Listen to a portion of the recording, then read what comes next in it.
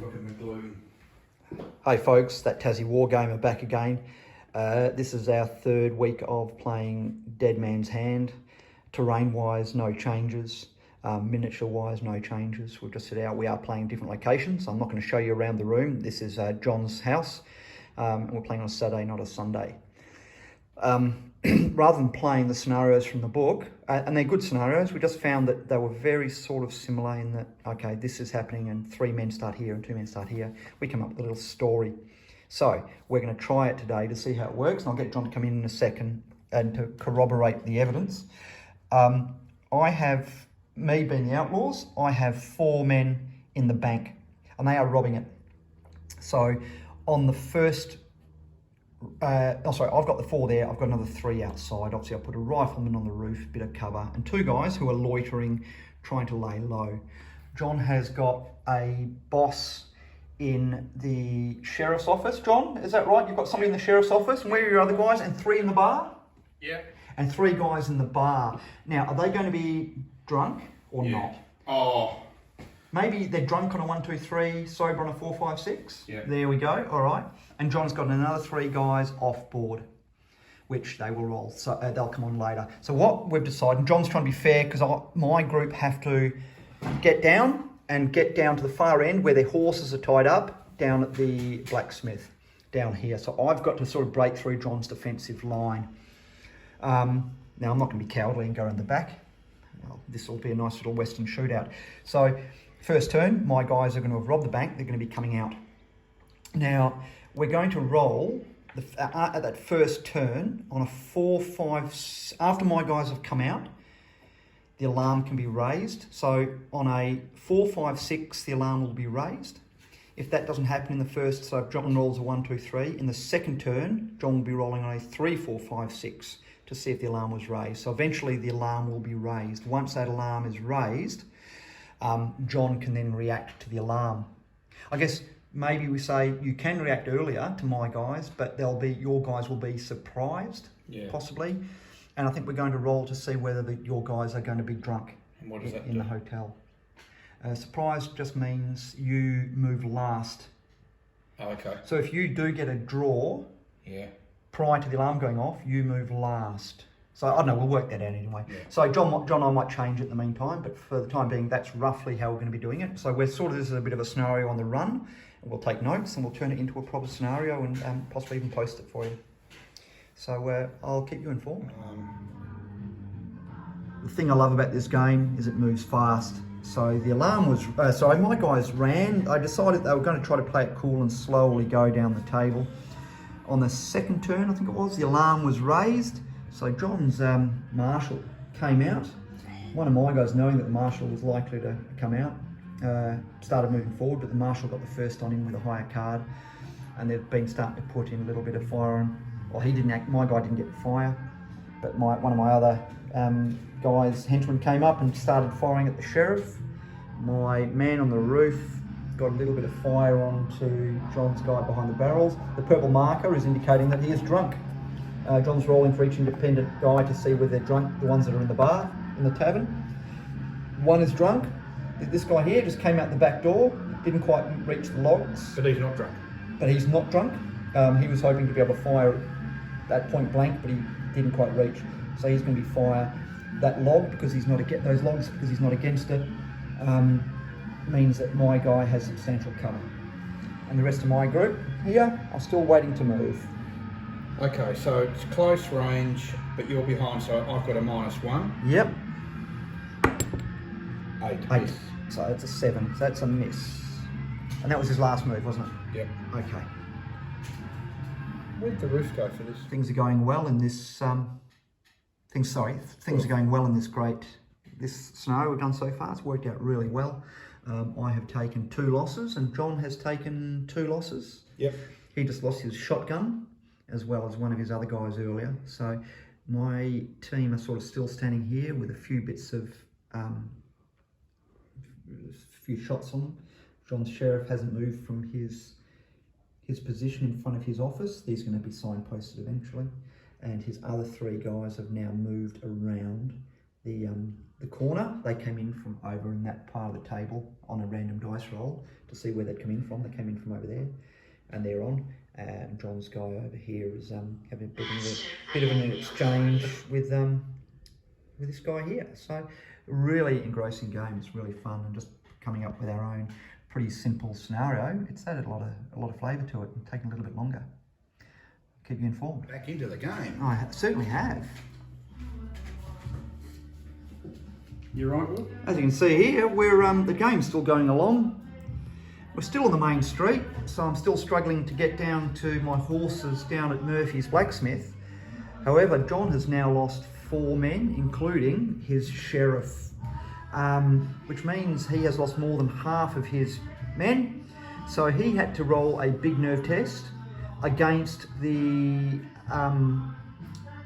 roll for his next highest person, because his sheriff is gone, so it was for his marshal. He passed. He's passed that big nerve test. If he loses any more men, he's going to have to roll again with a -1 modifier for each. So it's for each man that he loses. So my guy here has been a champion. He is my big boss. He's been taking hits. He's been recovering them. He's been killing people. So he could be the hero of the game. Highly decorated. We'll see how it goes. Buddy, well, I'll make you a coffee. All right, mate. Do you want a coffee? Oh, I'd love one, please, mate. John's gone off to make a coffee after a disastrous start to this round. I don't know, probably about the 5th round. He had a fella standing over here with an ace, and I had this fella here over here with an ace. So we rolled off.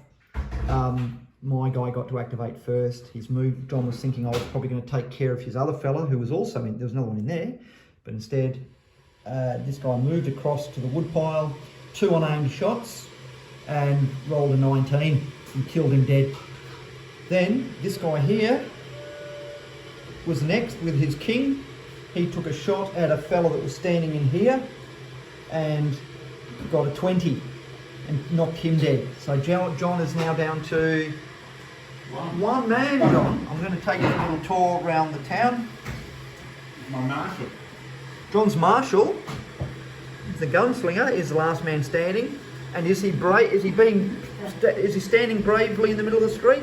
No, he's cowering behind some boxes next to the tavern. So he's got a 10. So who knows? He might draw a little bit more blood. There is a man in this building here who was trying to aim at him, but he can't. Well, yeah, not even substantial cover. We've ruled that that's just way too high. This fella here is my sharpshooter, so they might go off and do the final shootout at sundown. So it's been a good game so far, and it's only one game. It's taken about 3 hours. Yeah. And I've still got my repeater up here, who has really been quite effective today. I've stood him back. Not a rifle, just a repeater, but he's done enough. I think he's actually killed somebody at the far end of town, and just put some hits on people. So point blank, and you're a Marshal. gunslinger. Yeah, you're marshal, so it's a +4, but you have got 1. So it's a +3. So +3. A 7, so that's a 10. That's a miss. A miss. So now it's a +4, -1, so it's a +2. +2. That's a 7. Now it's a +1. So it's a +2, +2, -1, -1, -1. Yep. Yep. Oh, hold on. Oh my God, it's a 20 with a +1. Yeah, he's So gone. it's 21. How was that? So folks, what's happened here? That was my card. I placed, it was the one I got to see. I knew what it was. I placed it here on my gunslinger, not my marshal, my gunslinger, who was facing off against John's marshal right here. Now, John pulled a card that allowed him to exchange 3 of my activations for 3 of his. All of my guys were higher. I had a 10, a jack, a 7, and my ace up my sleeve. John had a 6. He pulled that card that was in his hand and allowed him to change. Of course, he exchanged his 6 for my ace. He got to activate first. He chose to fire 3 times, And on his third fire, his first two were ineffective, and as you've just seen on his third fire, he had 20, a 20 plus the 1. So he has killed me, all because he managed to pull that deck hand at the right time. I removed my gunslinger. More importantly, at the end of this turn, I am now below 50%, so I have to roll for a big nerve test. And if I roll wow, I don't have a marshal. The highest guy on the table now is a 3, so if I roll less than 3, I could actually lose the game. Exciting times. Folks, a little bit of a rewind on what just happened there, because you just saw my guy get wiped out. We realised what we forgot to do at the beginning of that turn was John, obviously, on that last one you saw, lost 2 men, and we forgot to do the big nerve test at the end of that turn. So we took a step back, did John's nerve test. Now, his marshal is still on the table, so it was a 3 plus. He needed to roll, but with losing 2 men, it was now a 5 plus.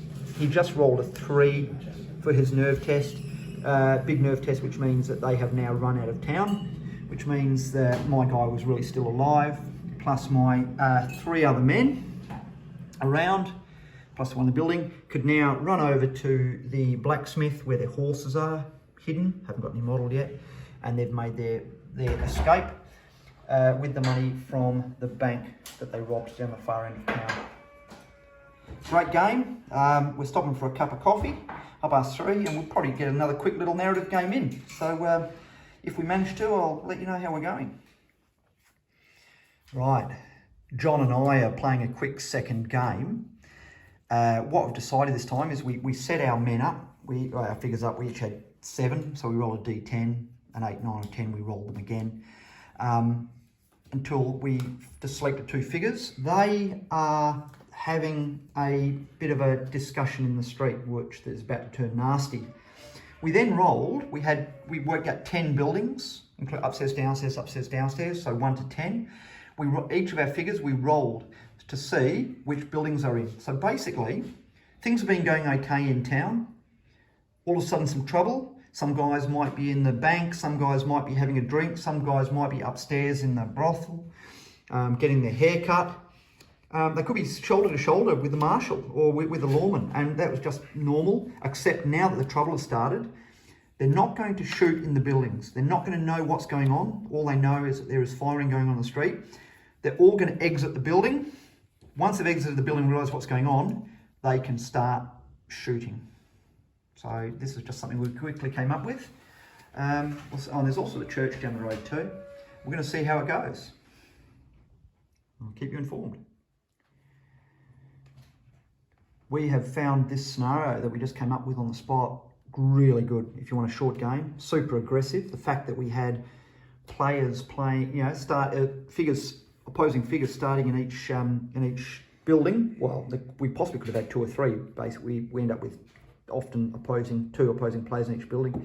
They weren't allowed to fire until they exited the building, but as a result, they've come out. They're hiding behind boxes, but also their opponent is often the other side of the box. I have now lost 2. John, how many have you lost? 3? 3. Yeah. My sheriff is now inside the building here. My boss, I should say, is there. John's sheriff is there. I've just taken out a few guys here. John's guy with a shotgun is being pretty brave. I've got a guy in the building here. But yeah, this is a really brutal one. Everyone was just in such close, almost shoulder to shoulder with their opponents. So highly recommended. I might even, if I can, I'll make some notes about it and put them in the comments, hopefully. So look out for them. So we're thinking this may be the last turn. Really? John's marshal was standing here. As you saw, I had my rifleman in here. John's other guy, who so far has been standing, when they were outside, he was standing right up. We didn't bother entering into close combat or fisticuffs. Every time John's guy was shooting at the back of him, he kept missing at point blank range. And then running out of ammo. So my guy moved into here to take aim at John's marshal. This guy, who we're now calling Cross-Eyed Pete for obvious reasons, followed him in, took a shot, missed again, So then my guy here, I had the option of turning around and shooting him. I actually looked and thought, he's not going to kill me. So my guy continued aiming out the window at John's marshal and killed him with a 20.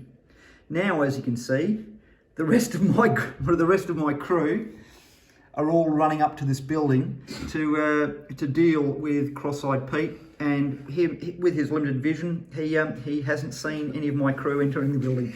This has been a really good laugh. Yeah, and my boss is standing at the window. Whether he comes in or whether he just sits there and takes it all in, I'm not sure. But I think this might be a win for possibly a win for the Outlaws. And then he's going to do a bonus move action, and he's going to run behind. We nominated not to bother doing a big nerve test on that last one because we really wanted to see how this plays out instead of just finishing the game. Cross-Eyed Pete, who was under it, managed to get an okay initiative card. My guy had the ace and missed Pete and then ran out of ammo. After rolling a 1, John didn't even have to play card to get that. And now Cross-Eyed Pete's doing a runner and leaving all my guys in there looking for him. I don't know, might have been a little bit of black powder smoke, and they don't know where he's gone. So, not a bad little game. He's fired, and then he's run for the door, opened the door, got out. Yep, Cross-Eyed Pete. You want me to? I'll show him. End of the game, Cross-Eyed Pete, who became a bit of a lucky Pete towards the end. My guy, this lever action needs replacing because it just kept on running out of ammo. So obviously it was stovepiping. The rest of them were all gathered round, and finally, really, it came down to my boss. Bit of execution style. Just put the bullet into Cross-Eyed Pete. I think we'll forever will be known as Cross-Eyed Pete now. Great game, honestly. Whether you like Wild West or not, this is just one of the most fun war games we have played, and it's really a quick afternoon. You can get a couple of games in. So John doesn't like it because he's just lost the 2. I have not had a win in quite a few weeks, so it was a pleasure. No, it was but well done. For us, it's not about the winning; it's about having a great narrative Absolutely. game, and that was fantastic. Anyway, folks, I'll try to put the description down of roughly sort of how we structured this second one. But thanks for watching. Who knows what it'll be next time. I think we might be playing possibly Infamy, but we'll see how it goes. Yeah. Thanks for watching and have a great weekend.